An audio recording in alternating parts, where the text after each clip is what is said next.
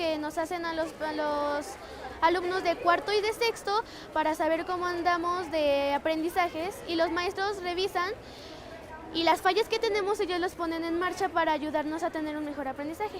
Cuando nos aplicaron, duró casi todo el día y nos dieron un receso, entonces salimos a comer y luego ya volvimos a hacer el examen. A veces es algo que tú te pones muy nervioso y dices, no me acuerdo, y se te olvida. Y a mí me pasa a veces eso en matemáticas, pero en las otras materias no. Casi con todo lo que sabía fuera suficiente, pero sí tuve que estudiar un poco, porque algunas cosas se me hacían difíciles. Me preguntaron sobre los ángulos, cuánto mide algunos ángulos, las operaciones con punto decimal, las divisiones también. Yo creo que me fue mejor en español. Bienvenidos, esto es Voces de la Evaluación. Estoy con el director del Colegio Preparatorio Vespertino de Jalapa, Francisco Javier Guiochan, con quien vamos a hablar del proyecto Planea. ¿Le parece bien, maestro? Claro que sí. Planea es una evaluación que se hace a todos los alumnos. ¿Ustedes cómo se preparan para este proyecto?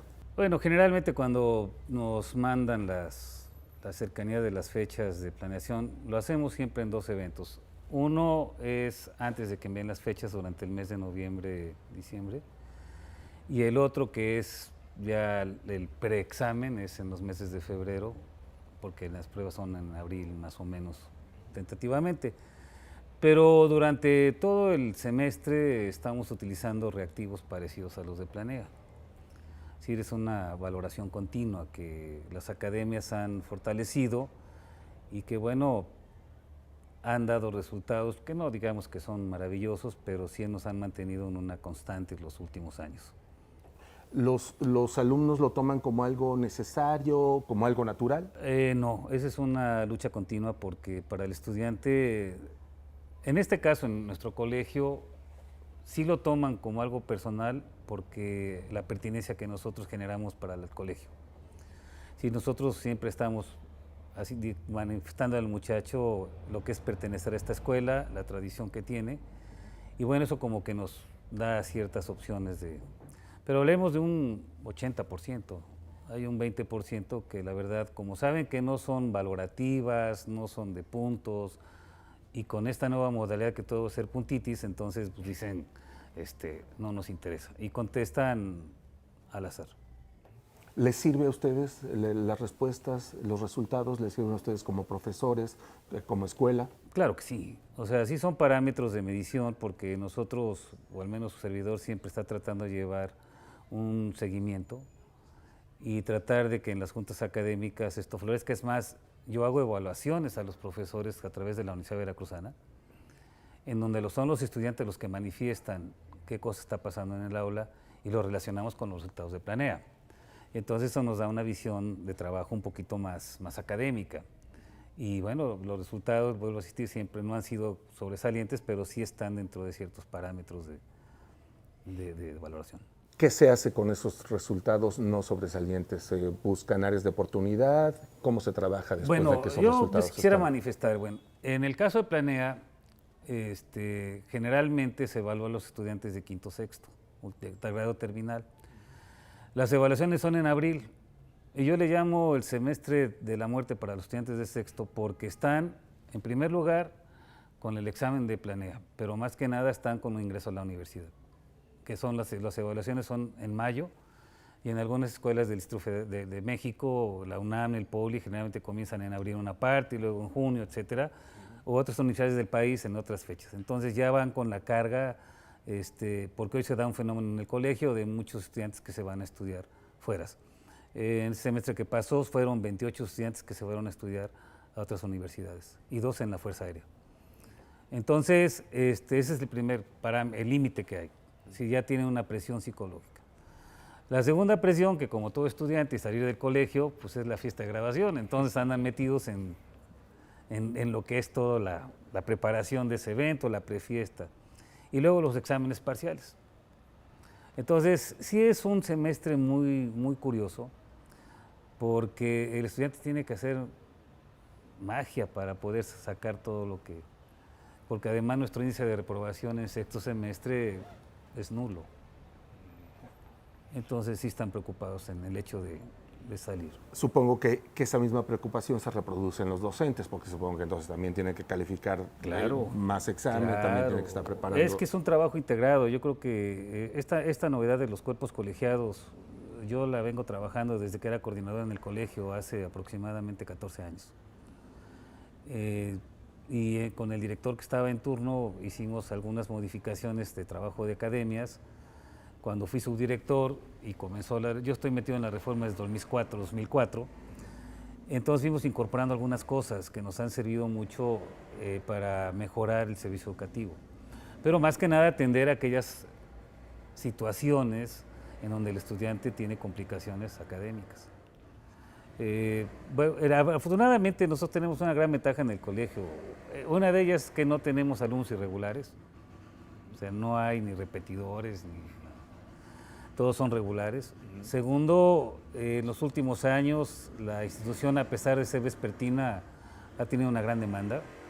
Ya nos damos el lujo de dejar estudiantes rechazados, lo que no pasaba hace 10 años. Y tercero, que cada vez es más gente que quiere pasarse con nosotros de otras escuelas por lo que estamos haciendo aquí en el colegio. Entonces, bajo toda esta serie de situaciones que nos han favorecido, nos hemos centrado más en el trabajo académico y en el análisis de los resultados de Planea, antiguamente era PISA, y algunas evaluaciones que internamente nosotros hacemos. Le comentaba que con la universidad hacemos una evaluación con los maestros, y entonces eso sí nos da espacios de oportunidad para ver qué pasa. Y ahora con las figuras de tutores que están en contacto con los estudiantes, pues hay un enlace directo con los docentes y esto ha funcionado bien. No digo que excelente, pero sí ha funcionado bien y ha dado resultados. Leo, lo invito a que me acompañe a ver un reportaje y si quiere regresamos para abundar un poco más en el tema. Acompáñanos, por favor. ¿Qué nivel guarda la educación en México? ¿Cómo saberlo? Y lo que es muy importante, ¿cómo mejorarlo? Ya basta, ¿no? Ya basta de ese maestro que quiere enseñar desde el escritorio, ya basta de ese maestro que a lo mejor no se prepara para las clases. Creo que tenemos que hacer frente a nuestra realidad y tenemos que movernos y todo el tiempo estar checando si realmente está avanzando o nada más nos estamos engañando. Nadie quiere estarse engañando. A nadie le sirve mentir sobre el nivel de la educación que tenemos en México. Por eso, nació el Plan Nacional para la Evaluación de los Aprendizajes, Planea. Planea es un instrumento que yo considero que sí sirve, dependiendo de la voluntad que tengas como profesor para analizarlo y para seguir los pasos en cuanto a el propósito que está establecido. El propósito es para que los maestros nos demos cuenta en qué aprendizajes esperados los alumnos están bajitos, entonces podamos diseñar estrategias y enfocarlos hacia la mejora de los aprendizajes esperados. Las preguntas vienen como extraídas de todo el currículo de manera general. En teoría, bueno, pues los niños van gradualmente adquiriendo y a lo mejor en primero aprenden a leer, en segundo aprenden ya reglas ortográficas, en tercero ya empiezan con el inicio de textos, cuarto, quinto y así sucesivamente. Entonces yo considero que Planea es como una extracción de los elementos que debe de tener el alumno al salir de la primaria. Desde el 2015, Planea ha pretendido establecer un mapa que permite identificar fortalezas y debilidades en el aprendizaje de los alumnos de educación básica y media superior. Con este mapa, es posible ajustar las estrategias de enseñanza. Nosotros lo que hacemos es capturamos, revisamos y entonces se mandan a una plataforma. Esa plataforma nos arroja unos resultados en donde nosotros podemos ver por pregunta en qué estamos fallando. Viene, por ejemplo, en español, pregunta 1, pregunta 2, y entonces esa plataforma nos arroja qué es lo que mi alumno no sabe. Cuando nosotros los analizamos, entonces decimos de dónde debemos de partir, de dónde debemos retroalimentar para que nuestros alumnos puedan ir adquiriendo lo que les hace falta, lo que les quedaron dudas, lo que no se logró. Es como el insumo para poder iniciar de nuevo. Sí, sí funciona porque es un diagnóstico que nos permite saber en dónde estamos parados y hacia dónde queremos ir. Es un insumo que nos permite incluirlo en la elaboración de la ruta de mejora. Cada vez que tenemos nuestra fase intensiva de consejo técnico, esos datos nos sirven para orientar el trabajo que vamos a desarrollar en la primera parte del ciclo escolar. Esta nueva generación de pruebas para medir y evaluar los logros en el aprendizaje dan pie a una segunda etapa para los docentes. Nosotros en nuestro caso en consejo técnico se analiza y estamos todos. Entonces los maestros de cuarto del ciclo anterior reportaron, pero los que ahora están en quinto pues reciben y entonces dicen, híjole, esta generación de cuarto que ahora es quinto, entonces tienen problemas en problemas aditivos. Ah, ok. Entonces, a estos chicos, pues hay que plantearles problemas aditivos relacionados al contexto para que ellos pues puedan resolverlos. Sin embargo, no es fácil darse cuenta de los errores que se han cometido a lo largo de años. Finalmente pensamos que el control lo tenemos nosotros en el trabajo con nuestros grupos. Entonces, una prueba de estas pues no nos cae tan bien. Sin embargo, debemos considerar que tienen pues se han pensado para mostrarnos la realidad en la que nos desenvolvemos. Y digo, sí hay como este asunto de ser reticentes al momento de aplicar, incluso al momento de trabajar con los resultados.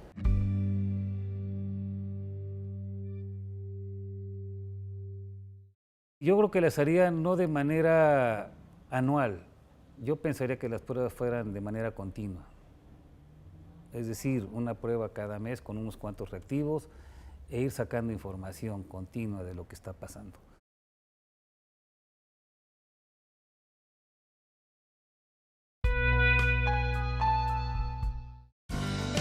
Para nadie es un secreto que la aplicación de las pruebas de Planea han arrojado resultados poco halagüeños con respecto a los aprendizajes esperados en los alumnos, tanto en educación básica como en media superior. Sin querer esconder la realidad, es posible que haya ciertos paliativos. El propósito de Planea lo convierte en una herramienta que tiene un fin principal: saber cuáles son los conocimientos del alumno en determinado momento. Eso entonces pues, la convierte en un instrumento de esa naturaleza, en un instrumento seco, cuadrado, que no permite al alumno demostrar cuáles son sus conocimientos, cuáles son sus saberes, cuáles son sus dominios, porque lo encasilla en 4 posibles respuestas, de ellas elige una. La prueba persigue objetividad. En ese sentido, pues se circunscribe a hacer una pregunta sumamente concreta, puntual, porque busca que el resultado sea objetivo. En ese sentido, pues no se parece a lo que día tras día ocurre en las clases. Y también hay un apunte común en los docentes. Sí y no. Sí, porque bueno, nos muestra de manera general qué es lo que sabe mi alumno, qué es lo que le falta por aprender. Y no, porque siento que siempre es una prueba muy estandarizada, en donde nuestra reforma nos pide que trabajemos de manera libre, en donde el niño aprenda, conozca, compruebe y pueda dar la pauta para él encontrar su manera de aprender. Y entonces como que siento que la prueba de Planea nos encajona a un cierto tipo de preguntas donde el niño a lo mejor no puede expresar lo que realmente conoce, lo que realmente sabe. Sí, merecerían que la prueba fuera contextualizada. Por supuesto, no es lo mismo un niño que tiene la oportunidad de tener todos los elementos que favorecen su formación a un niño que incluso no tiene un aula, ¿no? Que a lo mejor tiene la mejor voluntad de su profesor o profesora, sin embargo todos estos otros elementos que coadyuvan pues no los cuenta. Entonces sí es importante que Planea se pudiera contextualizar. Aunque también existen otras opiniones. Pero lo que no han comprendido es que los aprendizajes esperados que marca el programa son los aprendizajes esperados que nos evalúa, planea.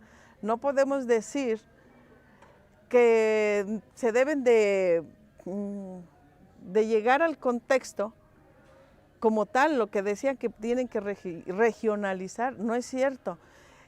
Los aprendizajes esperados marcan lo que el niño debe alcanzar, lo que el niño debe en cada grado y en cada escuela, al final de cada nivel. Sin embargo, sí hay un factor que incide directamente en los resultados de las pruebas de Planea. Yo creo que tiene que ver con que los alumnos no siempre están dispuestos a responder con lo que realmente saben. La prueba no les representa un asunto que impacte en su calificación, por ejemplo. Entonces lo toman como una actividad con la que tienen que cumplir. Y eso necesariamente va a incidir en el resultado. Sin embargo, al no tener ese valor curricular, al no tener impacto en la calificación de los alumnos, para los alumnos resulta un ejercicio que se realiza al inicio del ciclo escolar o al término del ciclo escolar para los alumnos de sexto y no tiene mayor relevancia. Tan es así que raro es el padre de familia que consulta la página de internet para saber cuáles son los resultados de su hijo al ser evaluado en Planea. Y no es el hecho de salieron mal o salieron mejor, sino es el hecho de ¿qué te llevas de esto? Ok, mi escuela está aprendiendo que tenemos que usar diferentes estrategias, materiales concretos, que tenemos que ser prácticos, porque ahora nuestros niños como que son más prácticos. Pero entonces cuando los enfrentamos a Planea, viene uno, no llegas, no quiero, me duele la cabeza, estoy de malas, maestra, ¿esto vale? A pesar de su esquematismo, a pesar de su falta de contextualización, Planea ha hecho que las prácticas de enseñanza en México adquieran una nueva dinámica. Tendría que seguirse. Ya los maestros saben que existe una forma de medir los avances académicos de los alumnos. A lo mejor llámese Planea, a lo mejor llámese evaluación formativa, a lo mejor de la manera en que fuese, tendría que continuarse con esta medición de los conocimientos de los alumnos, porque es un referente, porque para nosotros es una herramienta que nos permite ubicar en dónde están parados académicamente nuestros alumnos, en dónde tenemos que mejorar, en dónde debemos de cambiar nuestros procesos, nuestros métodos, nuestras estrategias, nuestras técnicas, la diversificación del uso de los recursos para la enseñanza. Sí, tendría que seguir, porque no podemos dejar atrás lo que ya hemos ganado. Porque al fin y al cabo, en algo todo el mundo está de acuerdo. Sin educación no hay futuro. Me paro temprano, me baño, trato de venirme limpia y presentable y llegar puntual, llegar a mi salón y a las 8 en punto que empiece el horario. Respetar ese tiempo que tiene cada una de mis asignaturas, respetar cuánto tiempo le invierto a matemáticas, respetar el tiempo de español, respetar el tiempo de cada una de ellas.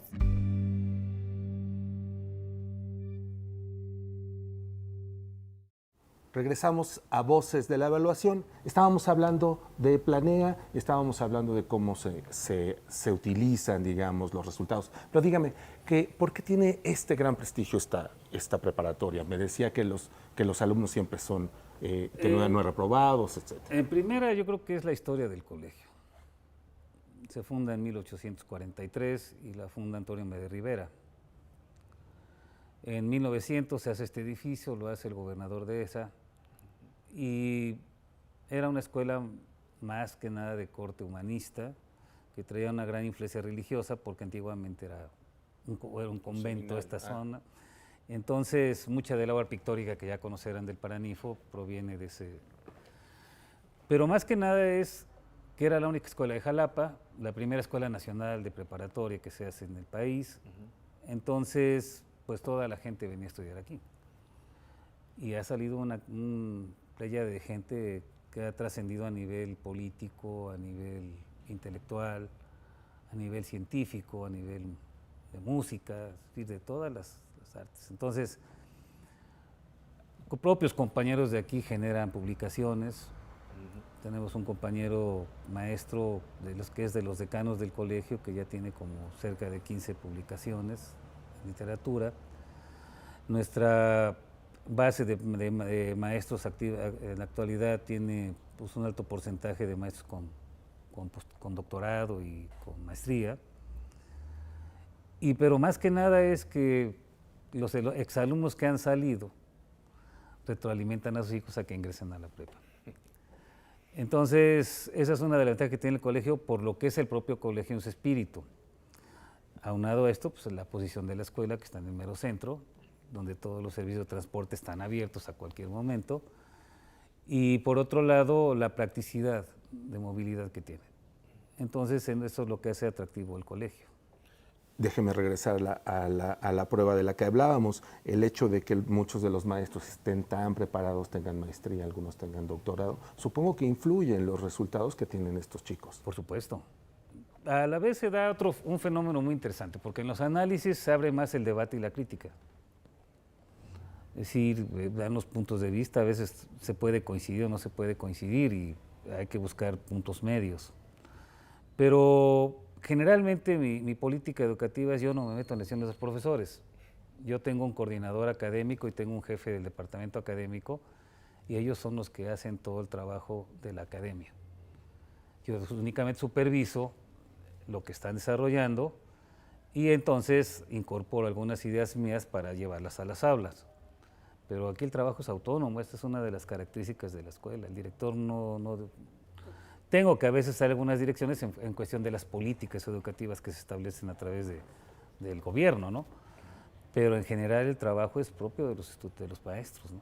¿Qué mejoraría de estas pruebas? ¿Qué mejoraría? En primera, yo creo que no deben ser estandarizadas. Yo creo que el término estandarizado no tendría que caber en ese tipo de planeaciones. En segundo, yo creo que habría que analizar con mucha precisión lo que establece la OCDE en este tipo de pruebas, porque como les comentaba hace rato, los niveles educativos de los diferentes países son muy variados. Entonces, no podemos competir con Alemania ni con otro país de primer mundo, a nosotros que apenas estamos en un desarrollo tanto económico como académico, ¿no? Y yo creo que las harían no de manera anual, yo pensaría que las pruebas fueran de manera continua. Es decir, una prueba cada mes con unos cuantos reactivos e ir sacando información continua de lo que está pasando. Porque además nos permite ver la evolución del estudiante a lo largo de un ciclo y no nada más cuando sale del bachillerato. Aquí hay que entender algo muy importante y creo que no se toca ese punto. El bachillerato es una institución en donde nos llegan niños y nosotros damos a la sociedad adultos. Es un laboratorio de transformación esto. Y lo vemos, llega un chamaco de primero, es un niño, y cuando estamos sacando a un estudiante que mide 1,90, ya todo con bigote y con otra forma de pensamiento diferente.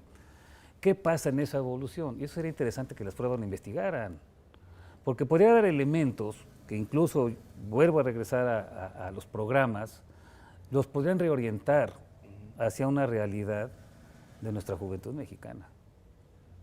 Por eso no pueden ser estandarizados.